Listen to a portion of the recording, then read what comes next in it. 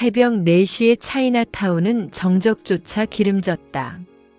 붉은 벽돌길 사이사이로 어제의 소란이 남긴 매큼한 고추기름 냄새와 달큰한 춘장향이 안개처럼 깔려 있었다. 그 길의 가장 높은 곳, 거대한 황금색 사자상이 입구를 지키고 있는 중식당 가와만 사성의 문이 열렸다. 봉삼봉은 습관처럼 문간 위에 걸린 커다란 현판을 올려다보았다. 가와만 사성화사. 집안이 화목하면 모든 일이 잘 풀린다는 그 흔한 문구가 삼봉에게는 평생을 바쳐 지켜온 신조이자 동시에 거대한 짐이었다. 그는 옆구리에 끼고 온 마른 수건을 펴서 현판 모서리에 내려앉은 미세한 먼지를 털어냈다. 70이 넘은 나이에도 그의 손등에는 힘줄이 굵게 솟아있었고 손가락 마디마디는 오랜 세월 웍을 잡느라 단단하게 굳어 있었다. 안녕하세요, 쑥소담입니다. 구독과 좋아요를 눌러주시고 오늘도 수고한 당신에게 뜨거운 위로 한 그릇 하실까요? 화목이라. 말은 쉽지. 삼봉의 낮은 목소리가 빈 홀에 공허하게 울렸다. 식당 안은 아직 손님을 맞이할 준비가 되지 않아 차갑고 고요했다. 삼봉은 주방으로 들어서며 불을 켰다. 거대한 가스 화구가 일렬로 늘어선 주방은 그에게 가장 편안한 안식처이자 자식들 앞에서도 보이지 못한 속내를 유일하게 털어놓는 고해성사소와 같았다. 그는 커다란 솥에 물을 채우고 불을 붙였다. 파란 불꽃이 웅웅 소리를 내며 솟아오르자 비로소 삼봉의 하루가 시작되었다. 육수를 끓이는 일은 삼봉이 절대 누구에게도 맡기지 않는 신성한 의식이었다. 돼지뼈와 닭뼈 그리고 각종 채소를 넣고 꼬박 8시간을 우려내야 비로소 가화만 사성만의 깊고 진한 맛이 완성된다. 사람들은 그 국물을 마시며 속이 풀린다고 했지만 정작 삼봉 자신의 가슴 속 응어리는 수십 년째 풀리지 않은 채 그대로였다. 잠시 후 식당 뒷문이 열리며 며느리 미순이 들어왔다. 그녀는 벌써 앞치마를 두른 채였다. 아버님 벌써 나오셨어요? 제가 해도 되는데. 미순의 목소리에는 은근한 피로가 묻어 있었다. 삼봉은 며느리를 돌아보지 않은 채 채소를 다듬으며 툭 던졌다. 잠이 안 와서 나왔다.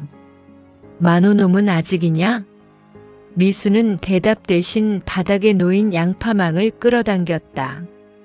삼봉의 장남이자 미순의 남편인 만호는 식당의 부지배인이었지만 정작 가게 일보다는 친구들과 어울려 다니거나 허황된 사업 구상을 하는데 더 열심이었다.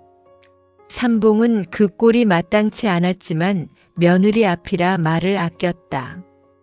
미수는 가화만 사성의 안방마님 역할을 톡톡히 해내고 있었다. 주방 일부터 홀서빙, 장부 정리까지 그녀의 손길이 닿지 않는 곳이 없었다. 삼봉에게 미수는 며느리라기보다 가장 믿음직한 오른팔이었다. 혜령이는 별일 없지? 삼봉이 조심스럽게 물었다. 딸 혜령의 이름이 나오자 미순의 손길이 잠시 멈췄다. 혜령은 삼봉의 아픈 손가락이었다. 유능한 사위와 결혼해 남부러울 것 없이 사는 줄 알았지만 얼마 전 아이를 사고로 잃은 뒤로 혜령의 삶은 무너져 내렸다. 삼봉은 딸의 슬픔을 어루만져주고 싶었지만 무뚝뚝한 아버지는 그저 잘 지내냐는 안부 묻는 것조차 어려워했다. 어제 통화했는데 목소리가 좀 잠겨 있더라고요. 감기 기운이 있는 건지 아니면 잠을 못 잔 건지. 미순의 말에 삼봉의 미간에 깊은 주름이 잡혔다. 그는 칼질을 더 빠르게 하기 시작했다. 도마를 울리는 탁, 탁, 탁, 탁 소리가 주방을 가득 메웠다. 일정한 박자, 흔들림 없는 칼날. 그것이 삼봉이 세상과 소통하는 방식이었다. 오전 11시 영업 시작을 알리는 종소리와 함께 가화만 사성의 문이 활짝 열렸다. 순식간에 손님들이 밀려들었고 정적이었던 식당은 삶의 활기로 들끓기 시작했다. 주방 안은 거대한 열기와 싸우는 전쟁터가 되었다. 삼봉은 웍을 돌리며 불길을 다스렸다. 섭씨 수백 도가 넘는 열기가 그의 얼굴을 붉게 달궜지만 그는 눈 하나 깜빡이지 않았다. 하지만 그 화려한 불꽃쇼 아래서 봉씨 일가의 균열은 조금씩 커지고 있었다. 홀 한쪽에서는 만호가 손님과 실랑이를 벌이고 있었고 미수는 그 뒷수습을 하느라 이리저리 뛰어다녔다. 그리고 그날 오후 가게 문을 열고 들어온 한 여인의 모습에 식당 안의 공기는 얼어붙고 말았다. 흐트러진 머리칼, 초점 없는 눈동자, 그리고 얇은 코트 하나만 걸친 채 들어선 여인은 삼봉의 딸 혜령이었다. 그녀는 홀 중앙에 멍하니 서 있다가 주방 입구에서 웍을 잡고 있는 아버지와 눈이 마주쳤다. 아버지. 혜령의 목소리는 너무 작아 볶음밥을 만드는 웍 소리에 묻힐 뻔했다. 하지만 삼봉은 단번에 들었다. 그는 웍을 내려놓고 가스불을 껐다. 평생 주방을 비운 적 없는 그가 앞치마를 풀지도 않은 채 혜령에게 달려갔다. 혜령의 손목은 안쓰러울 정도로 가늘어져 있었고 그녀의 눈에는 금방이라도 쏟아질 듯한 물기가 가득했다. 삼봉은 딸에게 왜 왔느냐고 무슨 일이냐고 묻지 않았다. 그저 떨리는 손을 뻗어 혜령의 어깨를 감싸 안았다. 왔어? 배고프지? 들어가서 앉아라. 아비가 짬뽕 한 그릇 말아주마. 가화만 사성의 현판은 여전히 붉게 빛나고 있었지만 그 아래 모인 사람들의 마음에는 저마다의 비바람이 불고 있었다. 삼봉은 깨달았다. 현판 위에 먼지를 터는 것보다 훨씬 더 힘든 일은 가족들의 마음속에 쌓인 슬픔의 먼지를 털어내는 일이라는 것을. 주방으로 다시 돌아가는 삼봉의 뒷모습이 오늘따라 유난히 작아 보였다. 하지만 그는 다시 웍을 잡았다. 아버지가 해줄 수 있는 유일한 위로는 세상에서 가장 따뜻하고 정직한 맛을 내는 요리뿐임을 알았기 때문이다. 가화만 사성, 그 웅장한 이름 뒤에 숨겨진 봉씨. 일가의 진짜 이야기가 이제 막 끓기 시작한 육수처럼 뜨겁게 달궈지고 있었다. 가화만 사성의 2층 살림집은 아래층 주방의 활기와는 대조적으로 늘 서늘한 기운이 감돌았다. 영업이 끝난 뒤의 정적은 때로 비명보다 날카롭게 고막을 파고들었다. 혜령은 손님들이 다 빠져나간 뒤에도 홀 구석진 자리에 앉아 아버지가 내어준 짬뽕 그릇을 앞에 두고 멍하니 앉아 있었다. 국물은 이미 식어 기름층이 겉돌고 있었고 쫄깃했던 면발은 국물을 한껏 머금어 퉁퉁 불어터진 채였다. 그녀의 시선은 짬뽕 그릇 너머 아무도 없는 카운터 근처에 머물러 있었다. 불과 몇 시간 전까지 시댁이라는 거대한 감옥에서 숨이 막히는 오열을 삼키다 도망치듯 이곳으로 왔다. 남편의 외도는 차라리 견딜만 했다. 그녀를 진정으로 무너뜨린 것은 아이를 잃은 슬픔조차 집안에 수치나 부주의함으로 치부해버리는 시어머니의 서늘한 눈빛이었다. 혜령아, 좀 먹으렴. 아버님이 내 생각해서 직접 웍 잡으신 건데. 미순이 조심스럽게 다가와 혜령의 어깨에 가디건을 걸쳐주었다. 미순의 손은 늘 따뜻했다. 가화만 사성의 온갖 꾸준히 일을 도맡아 하면서도 미수는 한 번도 혜령 앞에서 힘든 내색을 하지 않았다. 하지만 혜령은 미순의 그 친절함조차 지금은 가시처럼 느껴졌다. 자신은 실패해서 돌아온 탕아 같았고 올케인 미순은 이 집안을 굳건히 지키는 기둥처럼 보였기 때문이다. 언니, 나 그냥 좀 눕고 싶어. 배가 안 고파요. 혜령의 목소리는 갈라진 논바닥처럼 푸석거렸다. 미수는 한숨을 삼키며 식어버린 그릇을 치웠다. 주방 안쪽에서 그 광경을 지켜보던 삼봉은 애꿎은 행주만 꽉 쥐었다 폈다를 반복했다. 딸에게 다가가 무슨 일이냐, 그놈이 또 속을 썩이더냐라고 묻고 싶어 입술이 달싹거렸지만 평생을 엄한 아버지로만 살아온 그에게 다정한 위로의 말은 낯선 외국어보다 어려웠다. 혜령은 2층으로 올라가 예전에 자신이 쓰던 작은 방의 문을 열었다. 방 안은 그녀가 시집가던 날의 모습 그대로였다. 아버지가 꼼꼼하게 닦아 놓았는지 가구 위에는 먼지 한 톨 없었다. 혜령은 불도 켜지 않은 채 침대 머리맡에 앉았다. 창밖으로 차이나타운의 화려한 네온 사인이 번져 들어왔다. 붉고 노란 불빛들이 방 안을 유령처럼 배회했다. 그녀는 습관적으로 휴대폰을 확인했다. 남편에게서 온 연락은 없었다. 대신 시어머니에게서 온 짧은 문자 메시지만이 화면을 채우고 있었다. 내일 손님치를 준비해야 하니 아침 일찍 들어와라. 집 비우는 것도 정도가 있는 법이다. 혜령은 휴대폰을 뒤집어 침대 밑으로 던져버렸다. 집이라니. 그 차가운 대리석 바닥이 깔린 저택이 한 번도 그녀에게 집이었던 적은 없었다. 밤이 깊어갈수록 혜령의 가슴 속에는 해묵은 기억들이 육수처럼 진하게 우러나오기 시작했다. 어린 시절 이 식당 2층 방에서 동생들과 깔깔거리며 만두를 빚던 기억. 밀가루를 얼굴에 묻히고 장난을 치다 아버지에게 혼이 나면서도 행복했던 기억들. 하지만 지금 그녀의 손에는 밀가루 반죽 대신 차가운 냉기만이 가득했다. 아이를 잃던 그날의 빗소리가 귓가를 맴돌았다. 아이의 장례식장에서도 품위와 체면을 논하던 시댁 사람들. 그 속에서 혜령은 철저히 혼자였다. 한편 1층 주방 옆 작은 방에서는 삼봉과 미순이 낮은 목소리로 대화를 나누고 있었다. 아무래도 예산일이 아닌 것 같습니다, 아버님. 혜령이 짐 가방도 없이 맨몸으로 저러고 온 걸 보면요.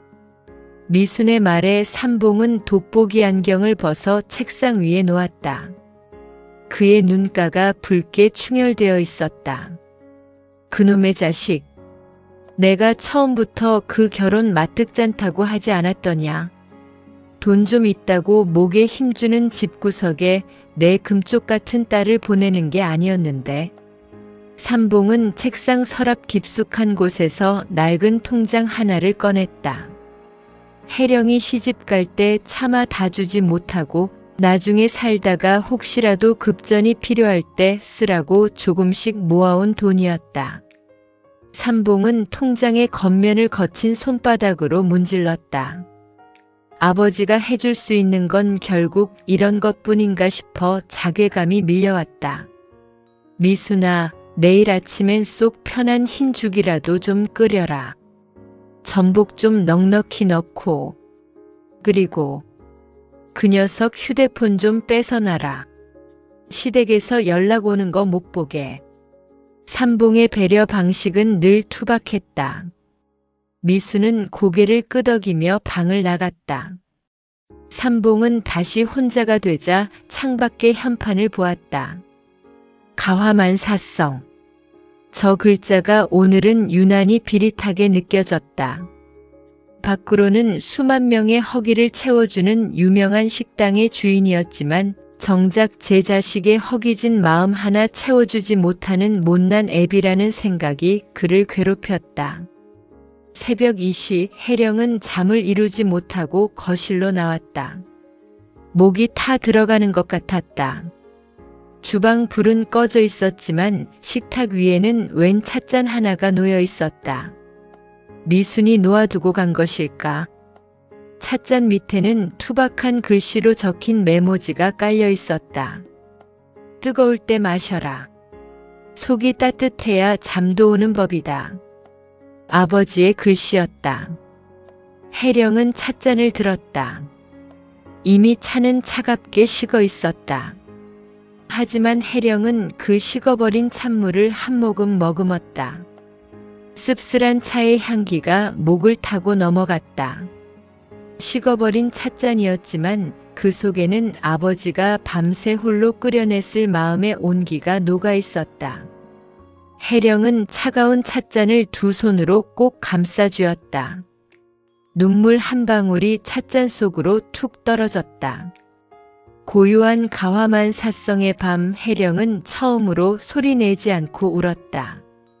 시댁에서의 울음은 늘 들킬까 무서운 공포였지만 이곳에서의 울음은 비로소 누군가에게 닿을 수 있는 신호였다. 현관문 너머 차이나타운의 거리는 여전히 붉은 등불로 일렁였다. 누군가는 그 불빛을 보며 화려한 만찬을 꿈꾸겠지만 2층 작은 방의 여인은 그 불빛에 기대어 비로소 아주 잠시 동안의 평안을 얻고 있었다. 식어버린 찻잔이 혜령의 손바닥을 통해 그녀의 꽁꽁 얼어붙은 심장을 아주 조금씩 녹이기 시작했다. 그것은 거창한 구원도 확실한 해결책도 아니었다. 다만 내일 아침 다시 눈을 뜰 수 있게 해주는 아주 작은 불씨 같은 것이었다. 주방의 대형 육수 솥에서는 여전히 은은한 열기가 올라오고 있었다. 내일의 장사를 위해 밤새 끓어야 하는 육수처럼 혜령의 삶도 이 가화만 사성이라는 솥 안에서 새롭게 우러날 준비를 하고 있었다. 가화만 사성의 아침은 늘 주방장의 칼질 소리로 문을 열었지만 오늘의 공기는 여느 때보다 무겁고 눅눅했다. 그녀는 아버님의 당부대로 전복을 넉넉히 넣고 흰죽을 끓이기 시작했다. 정성스레 쌀을 볶고 육수를 부어 젓는 미순의 손길에는 말로 다 할 수 없는 안쓰러움이 담겨 있었다. 그때 식당 뒷문을 거칠게 열고 들어오는 발소리가 정적을 깨뜨렸다. 가화만 사성의 골칫덩이자 삼봉의 장남 복만호였다.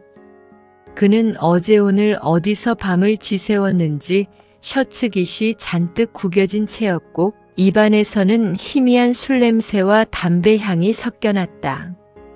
아, 배고파 죽겠네. 여보, 나 해장국 좀 끓여줘. 아니면 짬뽕이라도 한 그릇 말아주든지. 만호는 주방 조리대 앞에 털썩 주저앉으며 미순을 재촉했다. 미순은 대답 대신 묵묵히 전복죽을 저었다. 그녀의 침묵에 만호는 괜히 솥뚜껑을 열어보며 투덜거렸다. 웬 죽이야? 아침부터 재수없게 환자라도 생겼어? 나 배고프다니까. 조용히 해. 혜령이 왔어. 미순의 차가운 목소리에 만호의 눈이 휘둥그레졌다. 혜령이가? 그 잘난 사모님이 이 구석진 동네까진 웬일로? 또 친정 나들이라도 온 거야? 거긴 돈이 많으니까 올 때 뭐라도 좀 사왔겠네. 만호의 속없는 소리에 미수는 결국 쥐고 있던 국자를 냄비 위에 탁 소리나게 내려놓았다. 당신은 동생이 어떤 모습으로 왔는지 보지도 못했으면서 그런 소리가 나와? 사람 몰골이 아니야. 지금 2층에서 자고 있으니까 입 닥치고 저기 가서 앉아 있어. 미순의 서슬 퍼런 기세에 만호는 움찔하며 입을 삐죽거렸다. 하지만 그의 소란은 여기서 끝이 아니었다. 삼봉이 주방으로 들어서자 만호는 기다렸다는 듯 아버지에게 매달렸다. 아버지, 저기 그게 말이죠. 이번에 친구놈이 아주 괜찮은 사업 아이템을 하나 가져왔는데 초기 자본이 조금만 더 있으면 대박이 날 것 같거든요. 가게 권리금 조금만 어떻게. 삼봉의 얼굴이 순식간에 불그락푸르락 달아올랐다. 그는 곁에 있던 밀가루 반죽용 나무 주걱을 집어들었다. 이놈의 자식이. 동생은 죽상을 하고 돌아왔는데 애비 앞에서 또 돈 타령이냐? 내가 그러고도 오라비야? 당장 내 눈앞에서 사라져. 삼봉의 고함이 주방 천장을 울렸다. 만호는 아버지가 진짜로 주걱을 휘두를 기세이자 투덜대며 홀로 도망치듯 나갔다. 그 소란통에 결국 2층에서 잠을 자던 혜령이 눈을 떴다. 그녀는 초점 없는 눈으로 천장을 바라보다 천천히 몸을 일으켰다. 주방에서 들려오는 아버지의 고함과 오빠의 비굴한 목소리는 지옥 같던 시댁의 정적보다 오히려 더 비참하게 느껴졌다. 혜령은 거실로 나와 계단 난간을 붙잡고 아래를 내려다보았다. 주방 안에서는 미순이 홀로 서서 끓어넘치는 죽 냄비를 멍하니 바라보고 있었다. 미순은 늘 참는 사람이었다. 시아버지의 불같은 성격과 남편의 무능함, 그리고 거대한 식당의 살림살이까지 모두 짊어진 채 웃음을 잃지 않으려 애쓰던 사람이었다. 그런데 지금 미순의 뒷모습은 금방이라도 부서질 듯 위태로워 보였다. 언니. 혜령의 부름에 미순이 화들짝 놀라 불을 껐다. 어머 혜령아. 깼니? 소란스러워서 잠설쳤지? 미안하다. 저 인간이 워낙 철이 없어서. 미수는 서둘러 앞치마에 손을 닦으며 혜령에게 다가왔다. 하지만 혜령은 미순의 얼굴에서 낯선 기운을 읽어냈다. 늘 단정하게 묶여있던 미순의 머리카락 몇 가닥이 삐져나와 있었고 그녀의 손등에는 웍을 잡느라 생긴 흉터 외에도 붉은 반점 같은 것이 돋아 있었다. 스트레스성 두드러기였다. 그날 점심 가화만 사성의 주방은 평소와 다르게 삐걱거렸다. 삼봉은 마음이 어지러운지 간을 맞추는데 연거푸 실패했다. 짜장 소리는 너무 텁텁했고 탕수육 소스는 지나치게 달았다. 주방의 기둥인 삼봉이 흔들리자 보조 주방장들도 갈팡질팡했다. 이게 뭐야? 왜 이렇게 간이 안 맞아? 다시 해. 삼봉의 불호령이 떨어질 때마다 주방 안의 공기는 더욱 차갑게 식어갔다. 주방장에게 불맛은 곧 자존심이자 생명과도 같은 것인데 오늘 삼봉의 웍에서는 타오르는 불길만 있을 뿐 그 속에 깃든 정교한 풍미는 사라져 있었다. 분노와 슬픔이 뒤섞인 불길은 식재료를 감싸 안는 대신 그저 태워버릴 뿐이었다. 미수는 홀을 돌며 손님들의 불만을 온몸으로 받아냈다. 죄송합니다. 오늘 주방에 사정이 좀 있어서요. 수십 번 머리를 숙이는 미순의 뒤로 만호는 구석에서 휴대폰 게임만 하고 있었다. 영업이 잠시 소강 상태에 접어든 오후 3시 사건은 터지고 말았다. 만호가 주방으로 들어와 찬장 밑에 숨겨두었던 술병을 꺼내다 미순과 부딪힌 것이다. 아, 조심 좀 하지. 옷에 다 묻었잖아. 만호가 오히려 화를 내며 미순의 어깨를 밀쳤다. 미순의 손에 들려있던 갓 구워낸 군만두 접시가 바닥으로 떨어져 박살이 났다. 파편이 미순의 발목을 스치며 피가 배어나왔다. 주방 안에 모든 이들이 얼어붙었다. 삼봉도 혜령도 그리고 보조 주방장들도 모두 그 광경을 목격했다. 평소 같으면 괜찮아요. 제가 치울게요라며 서둘러 몸을 움직였을 미순이었다. 하지만 미순은 움직이지 않았다. 그녀는 바닥에 떨어진 만두와 깨진 접시 조각들을 가만히 내려다보았다. 여보?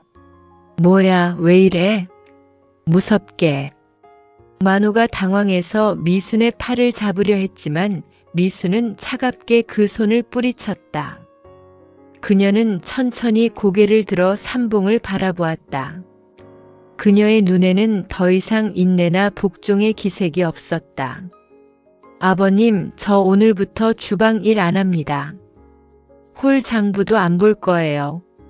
삼봉의 입이 반쯤 벌어졌다. 미순아, 그게 무슨 소리냐? 만호 저놈이 잘못한 건 내가 따끔하게. 아니요, 아버님. 만호 씨 때문만이 아니에요. 저 지난 15년 동안 이 집안의 모든 매운맛을 다 받아내며 살았어요. 아버님 고함 소리, 남편의 한심한 짓거리, 그리고 가화만 사성이라는 이름 뒤에 가려진 이 지긋지긋한 기름 냄새. 저 이제 숨 좀 쉬어야겠어요. 미수는 허리에 묶여있던 앞치마를 단호하게 풀어 바닥에 던졌다. 그것은 단순한 거부의 몸짓이 아니었다. 누군가의 아내로 누군가의 며느리로만 살았던 한 여성이 자신의 이름을 찾겠다고 선언하는 독립의 의식이었다. 미수는 뒤도 돌아보지 않고 주방을 나갔다. 혜령은 그 뒷모습을 보며 알 수 없는 전율을 느꼈다. 평생을 아버지가 만든 화목이라는 틀 안에서 숨죽여 살던 가족들이 가장 단단해 보였던 미순의 반란을 시작으로 무너지기 시작한 것이다. 주방에는 꺼지지 않은 화구의 웅웅 소리만이 가득했다. 삼봉은 멍하니 바닥에 떨어진 미순의 앞치마를 바라보았다. 그 앞치마에는 지난 세월 그녀가 흘린 땀과 눈물, 그리고 가화만 사성을 지켜내기 위해 견뎌온 수만 가지 냄새가 배어 있었다. 가화만 사성, 집안이 화목해야 만사가 풀린다는 그 말이 무색하게도 주방의 불꽃은 이제 누군가를 치유하는 빛이 아니라 모든 것을 태워버릴 듯 위태롭게 일렁이고 있었다. 미순이 떠난 주방은 순식간에 온기를 잃었고 삼봉은 처음으로 자신이 쥐고 있는 국자가 너무 무겁다는 생각을 했다. 혜령은 조용히 다가가 미순이 던진 앞치마를 집어들었다. 먼지 묻은 앞치마를 털어내는 그녀의 손끝이 파르르 떨리고 있었다. 가화만 사성의 붉은 등불이 오늘따라 핏빛처럼 짙게 타오르고 있었다. 미순이 앞치마를 던지고 나간 주방은 폭풍이 휩쓸고 간 자리처럼 처참했다. 바닥에 흩어진 만두 조각들과 깨진 사기 그릇 파편들은 마치 봉씨 일가의 위태로운 자화상 같았다. 만호는 아내의 유례없는 반항에 당황해 저 편내가 진짜 미쳤나 하고 중얼거렸지만 삼봉의 서슬 퍼런 눈빛에 눌려 이내 입을 다물었다. 삼봉은 멍하니 서 있는 만호의 등을 발로 걷어차며 소리를 질렀다. 꼴도 보기 싫다. 당장 나가서 내 마누라 붙잡아 오지 못해. 만호가 쫓겨나듯 밖으로 나가자 주방에는 삼봉과 혜령, 그리고 어색하게 눈치를 보던 보조 주방장들만 남았다. 삼봉은 거칠게 숨을 몰아쉬며 조리대 앞에 섰다. 하지만 그의 손은 눈에 띄게 떨리고 있었다. 평생 주방을 지배해온 그의 카리스마가 며느리의 빈자리 하나에 이토록 허망하게 흔들릴 줄은 삼봉 자신도 몰랐을 것이다. 혜령은 조용히 다가가 바닥의 파편들을 치우기 시작했다.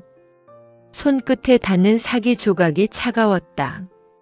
그녀는 미순의 앞치마를 옆에 내려두고 아버지를 보았다. 평생 거인처럼 거대해 보였던 아버지가 김이 모락모락 나는 가마솥 앞에서 작게 웅크리고 있었다. 아버지, 제가 좀 도와드릴까요? 혜령의 물음에 삼봉은 대답 대신 웍을 집어들었다. 그리고는 냉장고에서 해산물을 한 움큼 꺼내더니 화구에 불을 붙였다. 웅 마이너스 하는 소리와 함께 거대한 불길이 솟구쳤다.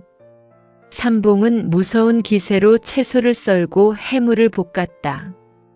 그것은 요리라기보다 차라리 자신을 괴롭히는 고통과 싸우는 몸부림에 가까웠다.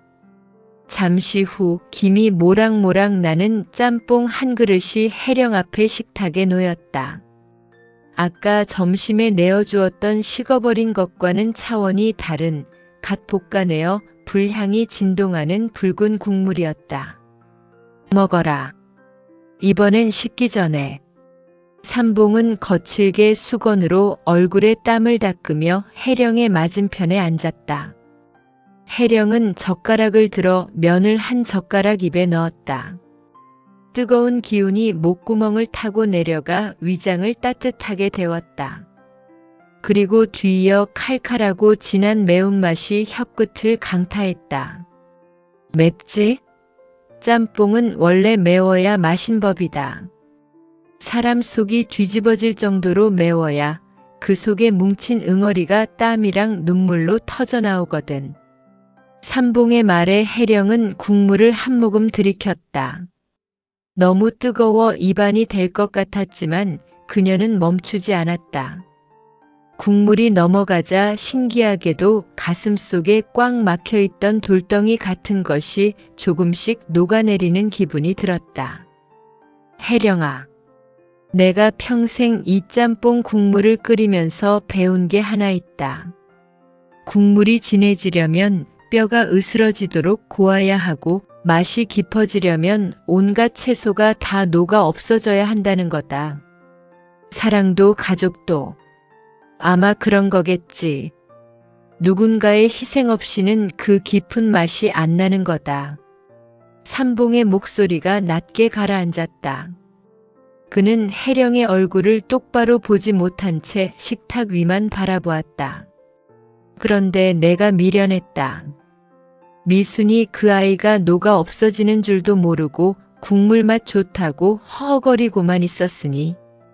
그리고 너, 내 귀한 딸이 시댁에서 뼈가 으스러지는 줄도 모르고 그저 잘 살겠거니 믿고만 있었구나. 해령은 먹던 것을 멈추고 고개를 들었다. 아버지의 눈가에 고인 눈물이 불빛을 받아 반짝이고 있었다. 엄격하기만 했던 아버지의 입에서 나온 사과는 해령의 마음을 가장 아픈 곳까지 파고들었다. 아버지, 저 정말 힘들었어요. 아이를 잃었을 때도 그 사람들이 나를 죄인 취급할 때도 아버지가 보고 싶었는데 실패해서 돌아오는 딸이 될까봐 무서워서 못 왔어요. 참아왔던 오열이 짬뽕 김과 섞여 터져나왔다. 해령은 식탁에 얼굴을 묻고 아이처럼 울었다. 삼봉은 투박한 손을 뻗어 딸의 등을 토닥였다. 웍을 잡느라 마디마디가 뒤틀린 그 손은 세상 그 어떤 비단보다 부드럽게 딸의 슬픔을 어루만졌다. 울어라. 괜찮다. 여긴 가화만사성 아니냐. 내가 아무리 부서지고 깨져서 돌아와도 이 애비가 끓이는 국물 한 그릇이면 다시 일어날 수 있다. 짬뽕 한 그릇의 무게가 인생보다 가벼울 리 있겠느냐. 주방의 불빛은 여전히 붉었고 두 사람 앞에 놓인 짬뽕 그릇에서는 하얀 김이 끊임없이 피어올랐다. 해령은 눈물을 닦고 다시 수저를 들었다. 아버지가 온 마음을 다해 우려낸 육수는 이제 단순한 음식이 아니었다. 그것은 상처 입은 영혼을 달래는 약이었고 다시 세상 밖으로 나갈 용기를 주는 주문이었다. 그날 오후 해령은 미순의 앞치마를 깨끗이 빨아 널었다. 옥상 위로 부는 바람에 앞치마가 깃발처럼 휘날렸다. 주방 안에서 삼봉은 다시 웍을 잡았다. 아까보다는 훨씬 차분하고 단단한 박자의 칼질 소리가 들려왔다. 비록 미수는 떠났고 가족의 앞날은 여전히 안개 속이었지만 삼봉과 해령은 알고 있었다. 가장 매운맛을 견뎌낸 뒤에야 비로소 가장 달콤한 휴식이 찾아온다는 것을. 가화만 사성의 주방은 이제 불맛뿐만 아니라 사람의 맛을 담아내기 시작했다. 짬뽕 그릇에 담긴 그 묵직한 무게만큼 봉씨 일가의 마음도 조금씩 단단해지고 있었다. 미순이 떠난 지 사흘째 되던 날 가화만 사성의 주방은 유난히도 삐걱거렸다. 겉보기에는 평소와 다름없이 붉은 등이 켜지고 손님들이 밀려들었지만 식당 곳곳에는 메울 수 없는 빈자리가 구멍처럼 뚫려 있었다. 삼봉은 평소보다 더 이른 새벽에 나와 만두 반죽을 치댔다. 밀가루 가루가 그의 백발 위로 하얗게 내려앉았다. 영차 영차. 삼봉의 기합 소리가 빈 주방을 울렸으나 오늘따라 반죽은 그의 마음처럼 따로 놀았다. 물을 더하면 질척이고 가루를 더하면 퍽퍽해졌다. 평생 감각으로 맞춰온 황금 비율이 며느리의 부재라는 변수 하나의 통째로 흔들리고 있었다. 반죽은 마치 서로를 밀어내는 봉씨 일가의 마음처럼 좀처럼 매끄럽게 어우러지지 않았다. 오전 10시 영업 준비가 한창일 때 만호가 초췌한 모습으로 나타났다. 사흘 밤낮을 미순의 친정과 친구 집을 뒤지고 다녔으나 미순은 머리카락 한 올 보여주지 않았다. 만호는 주방 구석에 털썩 주저앉아 머리를 쥐어뜯었다. 아버지, 미순이가 정말 작정을 했나 봐요. 전화기도 꺼져 있고 처가 식구들도 모른다고만 하니. 저 옆편네 없으니까 당장 장부 정리도 안 되고 홀서빙도 엉망진창이에요. 삼봉은 반죽을 내려치던 손을 멈추고 만호를 서늘하게 쏘아봤다. 너는 아직도 장부 타령, 서빙 타령이냐? 내 마누라가 왜 나갔는지 그 속이 얼마나 문드러졌을지는 요만큼도 궁금하지 않은 게지. 아니, 그게 아니라. 시끄럽다. 내가 미순이 발끝이라도 따라갔으면 이 집안이 이 꼴이 났겠어. 당장 저기 가서 양파나 까. 삼봉의 호통에 만호는 마지못해 양파망을 끌어당겼다. 하지만 이내 눈이 맵다며 엄살을 피우기 시작했고 그 모습은 2층에서 내려오던 혜령의 눈에 들어왔다. 혜령은 단정한 옷차림 대신 미순이 남겨둔 낡은 작업복을 입고 있었다. 그녀는 말없이 만호의 옆에 앉아 칼을 들었다. 오빠 비켜요. 내가 할게. 혜령아, 내가 이런 걸 왜 해? 너는 그냥 들어가서 쉬어. 언니가 하던 일이에요. 내가 안 하면 아버지가 다 하셔야 하잖아. 혜령의 단호한 태도에 만호는 쭈별거리며 뒤로 물러났다. 혜령의 칼질은 서툴렀지만 정성스러웠다. 양파가 잘릴 때마다 매운 기운이 확 올라와 눈시울이 뜨거워졌지만 그녀는 눈물을 닦지 않았다. 어쩌면 이 매운 향기가 자신의 가슴 속 슬픔을 가려주는 방패가 되어주는지도 몰랐다. 점심시간이 되자 갈등은 폭발했다. 예약을 확인하지 못한 만호의 실수로 단체 손님과 일반 손님이 뒤엉켰고 홀은 아수라장이 되었다. 주방에서는 주문서가 밀려들었고 삼봉은 웍을 돌리며 소리를 질렀다. 짬뽕 3개, 짜장 2. 왜 아직도 안 나가? 아버님, 만호 오빠가 주문서를 잘못 갖다 줬어요. 혜령의 외침에 삼봉은 웍을 내팽개치듯 내려놓았다. 그는 주방 밖으로 성큼성큼 걸어나가 만호의 멱살을 잡았다. 손님들이 보는 앞에서 부자간의 고성이 오갔다. 이 쓸개 빠진 놈아. 너 때문에 식당 망해먹게 생겼어. 아버지는 왜 나한테만 그러세요? 미순이가 나간 게 내 탓만이에요? 아버지가 사시사철 소리 지르고 며느리를 종 부리듯 부리니까 못 견디고 나간 거 아니냐고요. 만호의 악에 바친 항변에 삼봉의 손이 허공에서 멈췄다. 주변은 찬물을 끼얹은 듯 조용해졌다. 손님들의 수군거리는 소리가 가시처럼 삼봉의 가슴에 박혔다. 평생 가화만 사성이라는 이름 아래 가족을 묶어두려 했던 노장의 자존심이 와르르 무너져 내리는 순간이었다. 삼봉은 힘없이 만호의 멱살을 놓았다. 그의 손등에 박힌 검버섯과 깊게 패인 주름이 오늘따라 유난히 도드라져 보였다.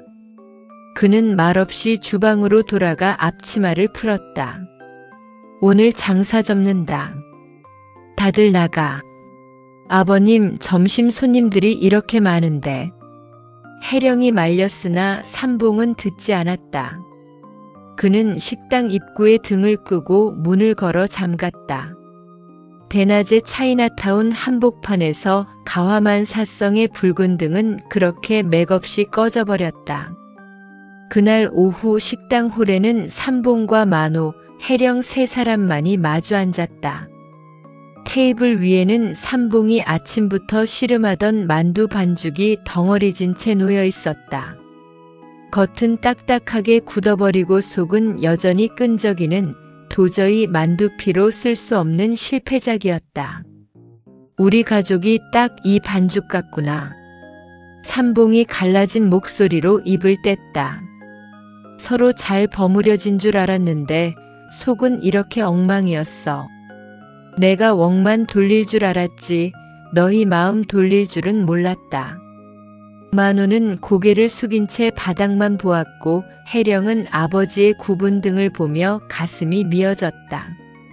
가화만 사성이라는 거창한 이름이 오히려 서로의 진심을 가로막는 벽이었음을 그들은 불이 꺼진 식당 안에서야 비로소 깨닫고 있었다. 반죽은 버무려지지 않았고 가족의 상처는 봉합되지 않은 채 그대로 드러났다. 하지만 역설적으로 그 파국이 찾아온 뒤에야 그들은 서로의 민낯을 마주할 수 있었다. 삼봉은 굳어버린 반죽 덩어리를 손으로 꾹 눌렀다. 미순이가 없으니 소금이 빠진 음식 같다. 만호야, 너는 내일부터 식당 나오지 마라. 가서 내 처가 어디 있는지 다시 찾아내. 못 찾으면 너도 돌아올 생각하지 마. 삼봉의 말은 단호했지만 그 안에 담긴 슬픔은 깊었다. 해령은 아버지의 차가운 손을 잡았다. 가화만 사성의 붉은 등은 꺼졌지만 주방 한 구석의 화구에서는 여전히 작은 불씨 하나가 파르르 떨리며 살아있었다. 그 불씨는 마치 이 위태로운 가족이 다시 시작할 수 있는 마지막 희망처럼 보였다. 만호가 아버님의 불호령을 듣고 쫓겨나듯 집을 나간 뒤 가화만 사성의 주방에는 묘한 침묵이 내려앉았다. 식당 문을 닫아 걸었으니 홀 서빙을 할 일도 밀려드는 주문서를 해치울 일도 없었다. 삼봉은 멍하니 주방 한가운데 서 있다가 구석에 놓인 대형 육수 솥으로 다가갔다. 어제부터 은근한 불에 달궈져 온 솥에서는 뽀얀 김과 함께 진한 고기 향이 피어오르고 있었다. 해령은 조용히 아버지의 곁으로 다가갔다. 그녀는 바닥에 떨어진 채소 부스러기를 줍고 어지러운 조리대를 닦아냈다. 삼봉은 커다란 국자를 들어 육수를 한번 휘저었다. 무거운 뼈들이 솥바닥을 긁는 둔탁한 소리가 났다. 해령아, 이 육수 좀 보거라. 삼봉의 목소리는 평소보다 한결 부드러웠다. 해령이 솥 안을 들여다보자 온갖 재료가 형체를 알아볼 수 없을 정도로 흐물흐물하게 녹아들어 있었다.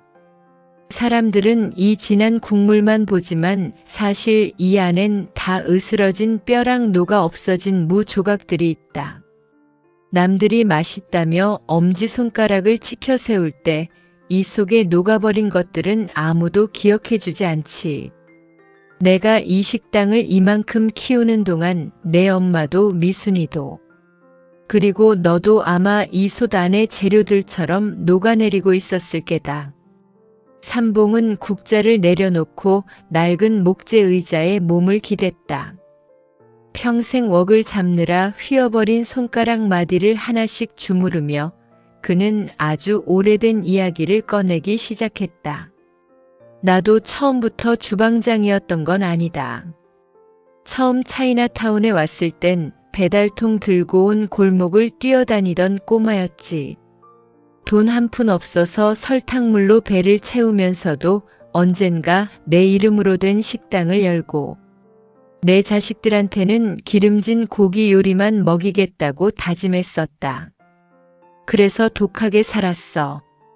내 밑에서 일하던 놈들이 도망갈 정도로 소리 지르고 집에서도 무서운 애비로만 살면 우리 집안이 튼튼해지는 줄 알았지. 혜령은 아버지의 곁에 앉아 가만히 귀를 기울였다. 무뚝뚝한 바위 같던 아버지가 자신의 젊은 시절 고생담과 속마음을 털어놓는 것은 태어나서 처음이었다. 그런데 말이다. 육수를 너무 오래 끓이면 맛이 탁해지는 법인데 내가 너무 오래 욕심을 부렸나 보구나. 화목이라는 게 억지로 끓인다고 되는 게 아닌데 내가 내놓은 요리는 맛있었을지 몰라도 우리 식구들 마음은 다 까맣게 타버린 걸 이제 알았다. 삼봉의 눈가에 깊게 패인 주름 사이로 회한의 빛이 서렸다. 그는 혜령의 손을 툭툭 쳤다. 혜령아, 내가 시댁에서 견뎌온 시간도 아마 이 육수 속 같았겠지. 아무리 괴로워도 뚜껑 닫고 안으로만 삼켜야 했던 시간들. 아비가 미안하다. 내가 힘들다고 말하기 전에 내가 먼저 들여다봤어야 했는데. 혜령은 참았던 눈물이 다시 차올랐다.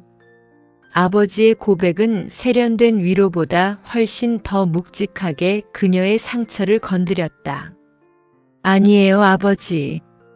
저도 아버지가 그렇게 힘들게 일궈낸 가화만 사성에 흠을 내고 싶지 않아서 참았던 거예요. 아버지가 지키려 했던 그 화목이라는 이름이 우리 모두에게는 너무 무거운 숙제였나 봐요. 두 사람은 한참 동안 김이 모락모락 나는 육수 솥 옆에서 마음속에 쌓아두었던 이야기를 나누었다. 그것은 마치 오래 끓여 맛이 우러난 육수처럼 쓰고 떫은 맛이 사라진 뒤에 담백하고 깊은 진심이었다. 그날 저녁 삼봉은 직접 앞치마를 고쳐맸다. 평소처럼 손님들에게 팔 요리가 아니라 오직 딸과 자신을 위한 아주 특별한 만찬을 준비하기 위해서였다. 그는 주방 구석에 소중히 보관해 두었던 말린 해삼과 전복을 꺼냈다. 혜령아, 오늘은 주방장이 아니라 아버지가 해주는 요리를 먹어라. 이건 메뉴판에도 없는 거다.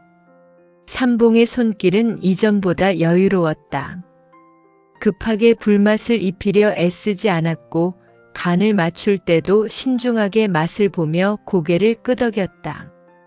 주방을 지배하려던 압도적인 카리스마 대신 사랑하는 사람을 위해 정성을 다하는 늙은 요리사의 평온함이 그 자리를 채웠다.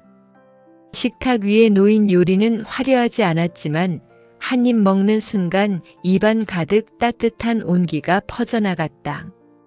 혜령은 음식을 씹으며 처음으로 주방의 열기가 공포가 아닌 포근함으로 느껴졌다. 아버지가 끓여낸 육수는 이제 가족을 억누르는 짐이 아니라 다시 일어설 수 있게 해주는 든든한 보약이 되어가고 있었다. 주방 밖 차이나타운의 밤은 여전히 소란스러웠지만 가화만 사성의 안쪽은 어느 때보다 평화로웠다. 삼봉은 은퇴를 생각하는 노장의 눈빛이 아닌 처음 웍을 잡았을 때의 설렘이 깃든 눈으로 주방을 둘러보았다.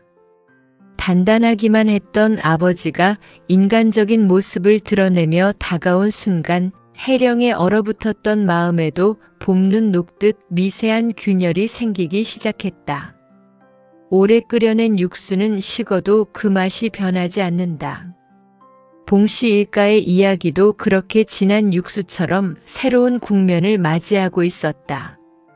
삼봉은 비어버린 딸의 그릇에 국물을 한 국자 더 떠 넣어주며 빙긋이 웃었다.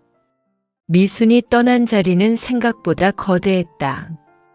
주방의 활력뿐만 아니라 식당의 질서를 유지하던 보이지 않는 손길이 사라지자 가화만 사성은 뼈대만 남은 고성처럼 휘청거렸다.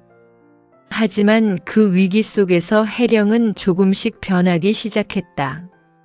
슬픔에 잠겨 침대에만 누워있던 그녀가 미순의 빈자리를 채우기 위해 주방 조리대 앞에 섰다. 아버지, 오늘은 제가 점심 메뉴를 좀 구상해봐도 될까요? 혜령의 조심스러운 제안에 삼봉은 돋보기 안경 너머로 딸을 빤히 쳐다봤다. 평생 주방 근처에도 오지 못하게 했던 딸이었다.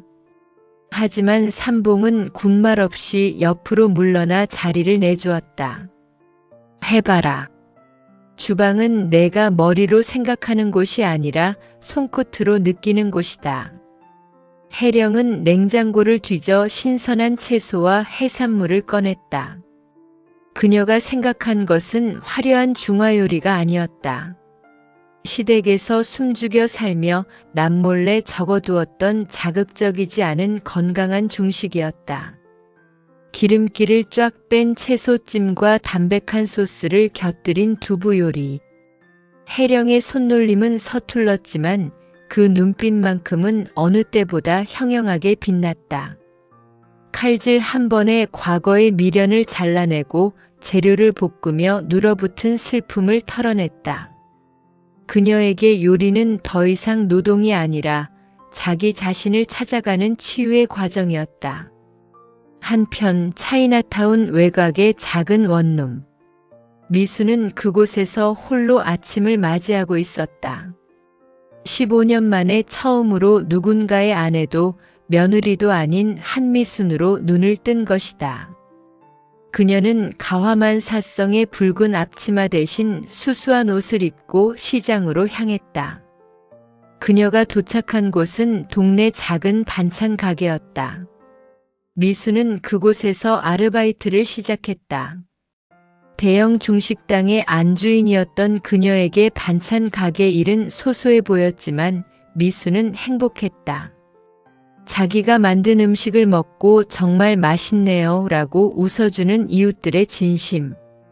어린 칭찬이 그녀의 말라붙은 자존감을 채워주었다. 미순 씨 손맛이 정말 보통이 아니네. 이 집 반찬 때문에 멀리서도 손님이 와.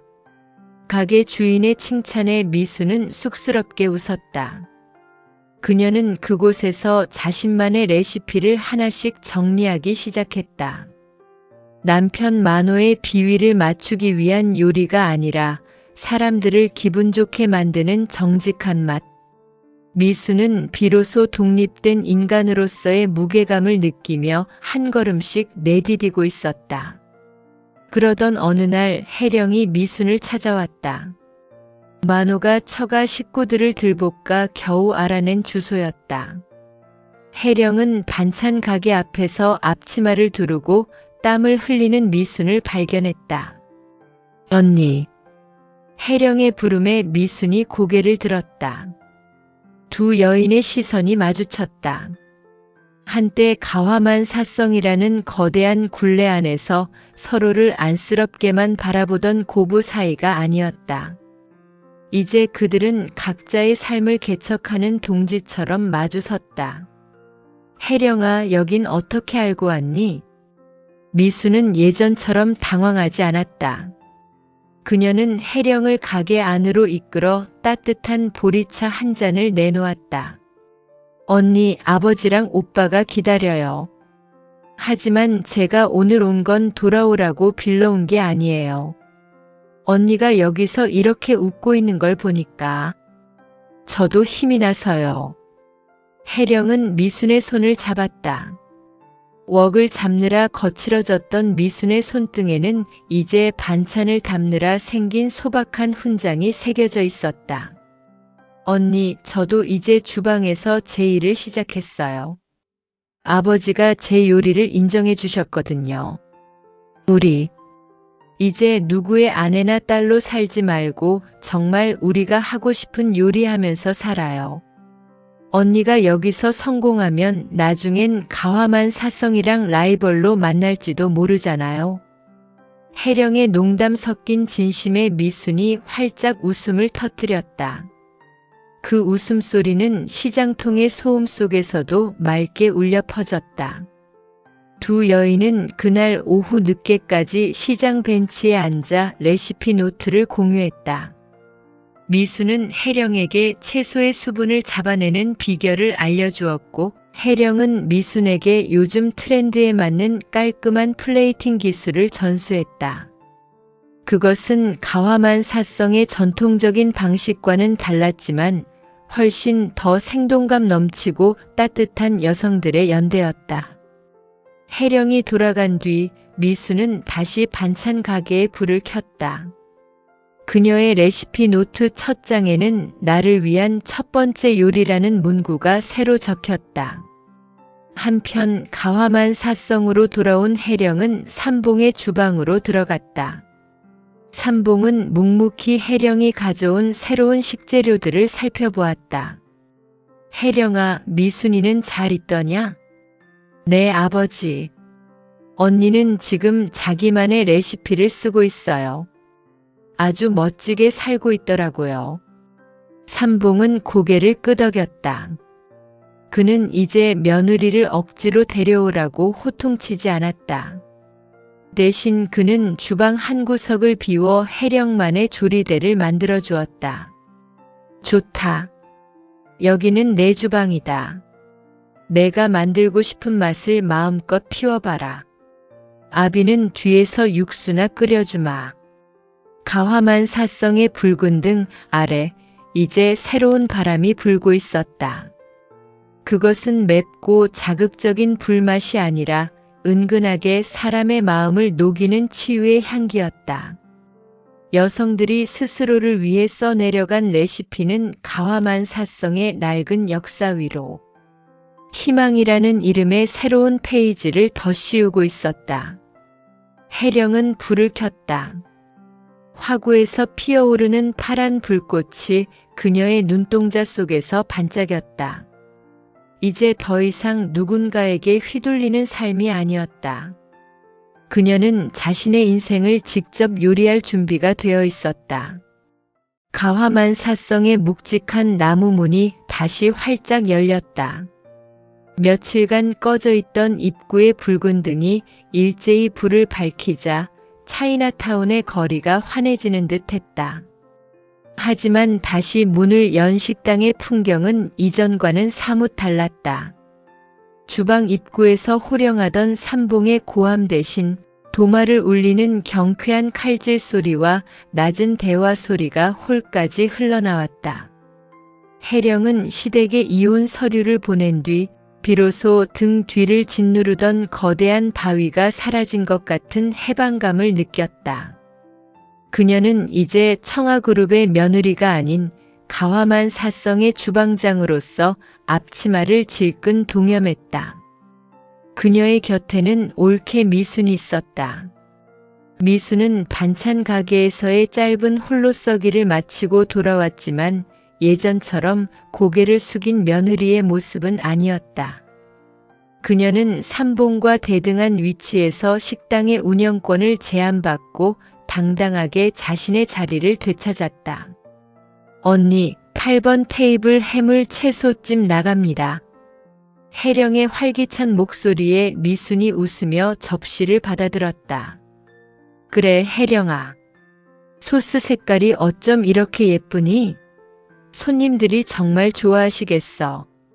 두 사람은 시누이와 올케라는 서열을 넘어 서로의 상처를 가장 잘 아는 인생의 동료로 거듭나 있었다. 시댁이라는 감옥에서 탈출한 혜령과 무책임한 남편의 그늘에서 벗어난 미순의 협동은 가화만 사성의 새로운 생명력을 불어넣었다. 이 광경을 뒤에서 지켜보던 삼봉은 짐짓 엄한 표정을 지었지만 입가에는 숨길 수 없는 미소가 번졌다. 그는 이제 주방의 전권을 쥐고 흔들지 않았다. 대신 그는 가장 기본이 되는 육수를 정성껏 끓이고 딸과 며느리가 새로운 시도를 할 수 있도록 든든한 버팀목이 되어 주었다. 만호야, 너는 가서 저기 3번 테이블 물 좀 채워드려라. 또 멍하니 서 있지 말고. 삼봉의 불호령은 이제 무의미한 폭력이 아니라 정신 못 차리는 아들을 가르치는 훈육의 의미로 바뀌어 있었다. 만호는 아내 미순의 눈치를 보며 쭈별거리면서도 예전보다는 훨씬 성실하게 호를 누볐다. 미순이 돌아온 조건 중 하나는 남편의 철저한 변화였기에 만호는 이제야 비로소 가정을 지키는 법을 배우고 있었다. 식당 안은 활기로 가득 찼다. 단골 손님들은 주방장이 바뀌었나? 맛이 훨씬 깔끔하고 깊어졌어. 라며 칭찬을 아끼지 않았다. 혜령이 개발한 건강 중식 메뉴와 미순이 제안한 정갈한 밑반찬의 조화는 폭발적인 반응을 얻었다. 점심 영업이 끝난 오후 가족들은 원형 테이블에 둘러앉았다. 예전처럼 삼봉의 훈화를 듣기 위해 얼어붙은 채 앉아있는 것이 아니었다. 각자 오늘 장사에서 느낀 점을 이야기하고 내일의 메뉴를 고민하는 민주적인 회의의 장이었다. 아버지, 저는 내일부터 만두 속에 고기 대신 버섯을 더 많이 넣어보려고 해요. 뒷맛이 훨씬 개운할 것 같아요. 혜령의 제안에 삼봉은 고개를 끄덕였다. 그래, 내 뜻대로 해보거라.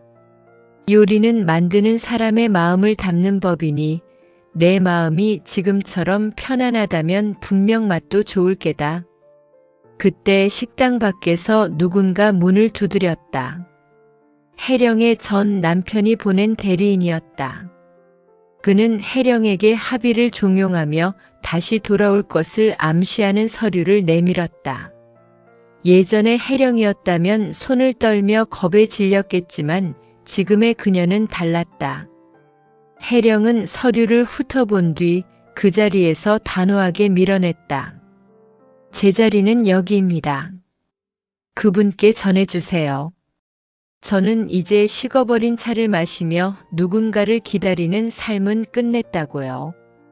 혜령의 당당한 태도에 미수는 그녀의 손을 꼭 잡아주었고 삼봉은 묵묵히 상대방을 문 밖으로 쫓아냈다. 가화만 사성의 붉은 등은 이제 외부의 거센 바람에도 흔들리지 않을 만큼 단단한 심지를 갖게 되었다. 저녁이 되자 차이나타운의 화려한 조명들이 일렁이기 시작했다. 가화만 사성 건물 꼭대기에 달린 붉은 등불은 유난히 더 밝게 빛났다. 그 불빛은 길 잃은 여행자에게 안식처를 알려주는 등대처럼 보였고 상처 입은 영혼들에게 따뜻한 밥 한 끼의 위로를 약속하는 신호였다.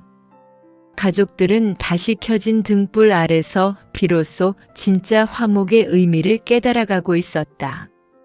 억지로 맞추려 애쓰지 않아도 서로의 빈틈을 인정하고 보듬어줄 때 비로소 집안의 만사가 풀린다는 것을. 삼봉은 밖으로 나가 현판을 다시 한번 닦았다. 이제 현판 위의 먼지는 사라졌고 그 자리는 가족들의 웃음소리로 채워지고 있었다. 가화만 사성의 밤은 깊어갔지만 그 안의 열기는 식을 줄 몰랐다. 다시 일어선 여인들의 용기와 이를 묵묵히 지지하는 늙은 아버지의 사랑이 버무려진 그곳은 이제 차이나타운에서 가장 따뜻한 공간으로 기억되기 시작했다. 가화만 사성의 주방은 이제 하나의 정교한 오케스트라처럼 움직였다. 삼봉의 묵직한 베이스 같은 육수 끓는 소리, 혜령의 섬세한 바이올린 선율 같은 칼질 소리, 그리고 미순의 경쾌한 타악기 같은 빗자루질 소리가 어우러져 식당 전체에 활기찬 음악을 만들어내고 있었다.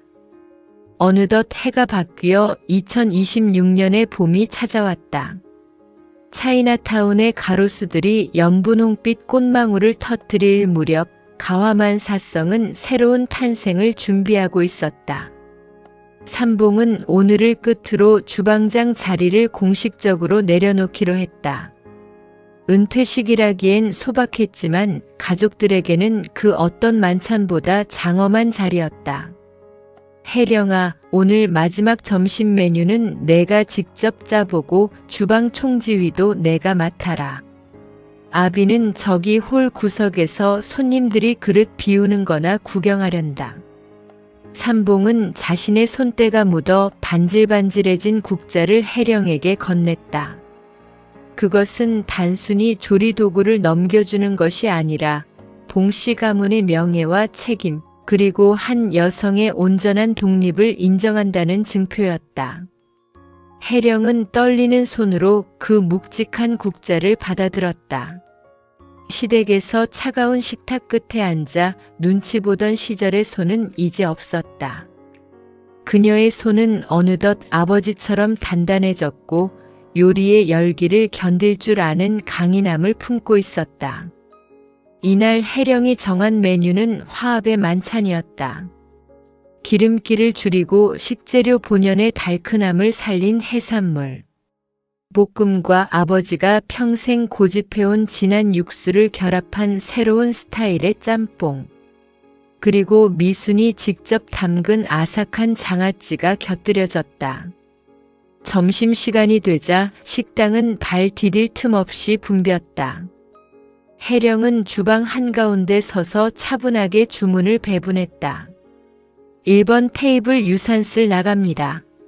만호 오빠, 이번엔 서빙 속도 좀 맞춰줘요. 만호는 이제 예전처럼 뺀질거리지 않았다.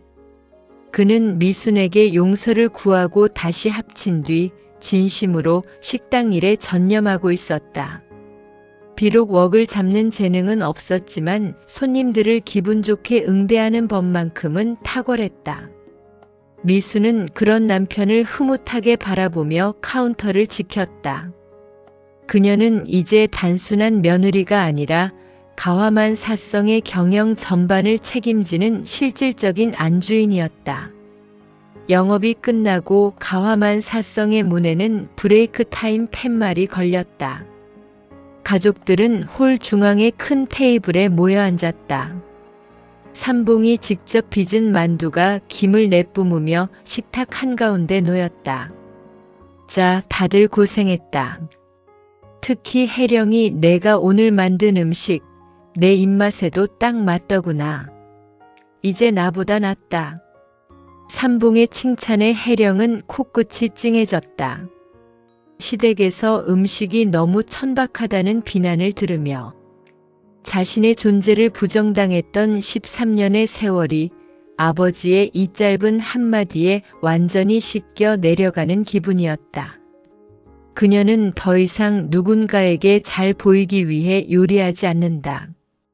자신의 가치를 증명하고 사랑하는 사람들을 먹이기 위해 불 앞에 선다. 미수는 혜령의 손등을 덮으며 말했다. 혜령아, 우리가 여기까지 오는 동안 정말 매운맛 많이 봤지? 그래도 그 매운맛 덕분에 지금 이 만두가 더 달게 느껴지는 것 같아. 앞으로도 우리 누구 눈치 보지 말고 즐겁게 요리하자. 만호도 쑥스러운 듯 술잔 대신 물잔을 들고 거들었다. 내가 그동안 못난 짓 많이 했지.